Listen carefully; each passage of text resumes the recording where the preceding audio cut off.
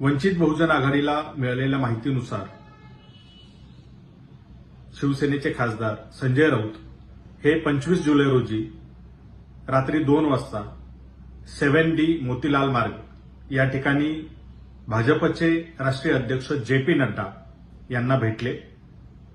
त्यानंतर 5 ऑगस्ट रोजी रात्री 12 वाजता महाराष्ट्राचे उपमुख्यमंत्री देवेंद्र फडणवीस हे मातोश्री बंगला येथे गेले। स्वतः गाडी चालवत गेले, एकटे गेले। 2 तास त्यांची त्या ठिकाणी बैठक झाली। त्यानंतर 6 तारखेला 6 ऑगस्टला उद्धव ठाकरे हे दिल्लीला गेले। जाताना सोबत कोण कोण होतं आणि दिल्लीत जाऊन कुणाकुणाच्या भेटीगाठी झाल्या आणि काय ठरलं हे यांनी जनतेला सांगावं।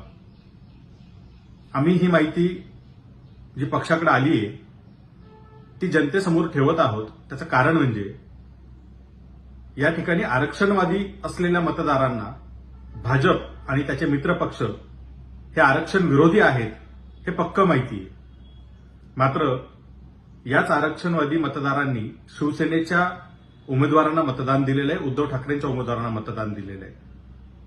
महाराष्ट्रात गेल्या 5 वर्षातील घडामोडी पाहता जर काही उलटसुलट राजकीय घडामोडी पुन्हा घडल्या तर महाराष्ट्रातल्या आरक्षणवादी जनतेचं, आरक्षणवादी मतदारांची फसवणूक होऊ नये यासाठी ही माहिती आम्ही जनतेसमोर ठेवत आहोत।